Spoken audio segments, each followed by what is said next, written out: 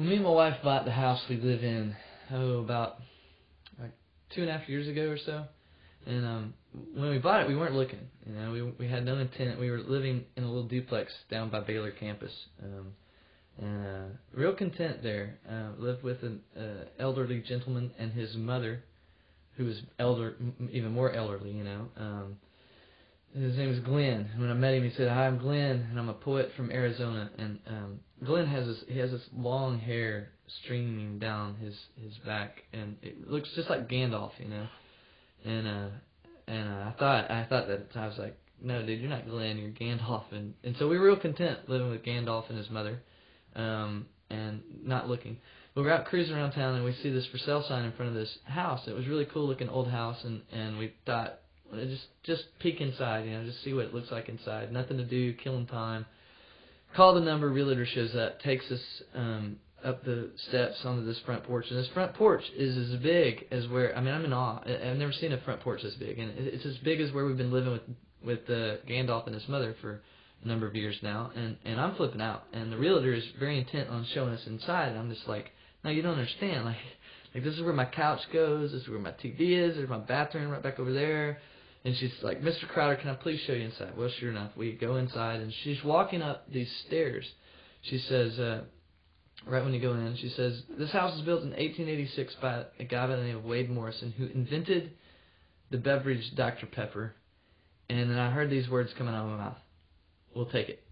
There wasn't no holding the cards close to no, we'll take it. We bought the house that Pepper built. So we live in the Dr. Pepper house. Well, I have to tell you, there's a prolific squirrel population at this place.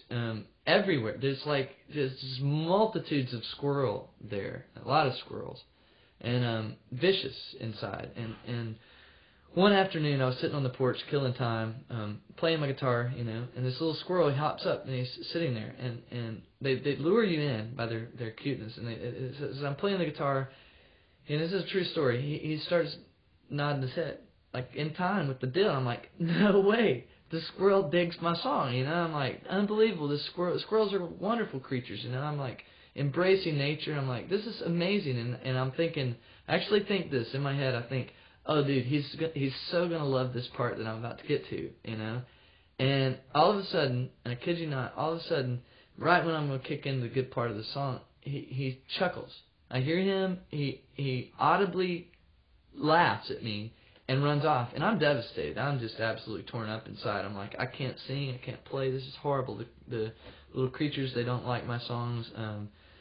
Well, another moment, and that's when I started believing that they might have ill intent inside them. They might vicious. And so there's another afternoon. I'm on the porch, and I see this little guy playing in the yard. I'm pretty sure it's the same dude. He's playing in the yard, and I'm watching nature unfold. He's taking the little pecans off of my tree while they are still alive, no less, taking them from my tree, running back down the tree across the yard, and he's hiding them, as squirrels are known to do. He's burying them in this lot that is adjacent to ours, and I'm watching this going. I'm very intrigued by the whole nature unfolding thing, but then I get bored.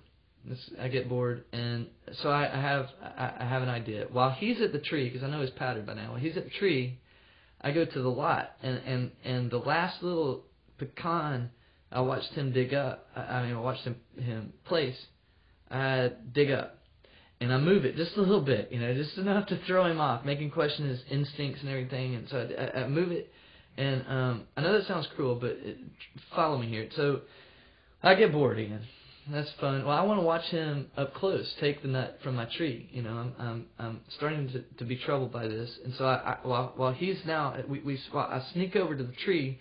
So we cross paths, so I'm at the tree, he's at the lot, and I'm waiting. I know his pattern. He's going to come. Sure enough, he comes back across the lawn, up the tree, and then nothing. And I'm like, oh man, he senses my presence. That's it. They have a keen sense of smell. He smells me. So he smells the fear. He smells fear. He knows I'm afraid of the little squirrel, and so he senses this. And so, it gets the best of me. I got to peek. I want to see what's going on. So I kind of peeked my head out from behind the tree, and all of a sudden, his little rat head pokes out from behind this tree limb, and I don't know where he got the nut, but in his little rat paws, there is a pecan, a large pecan, And this is a true story. He takes the pecan above his head, no less, and he throws it violently down at me, and it hits me square in the head, right in the forehead. And then I hear him again. He laughs audibly at me and runs off. And so the thing I'm here to tell you is that squirrels are evil creatures. They are vicious and tormented inside, and that is my message to you.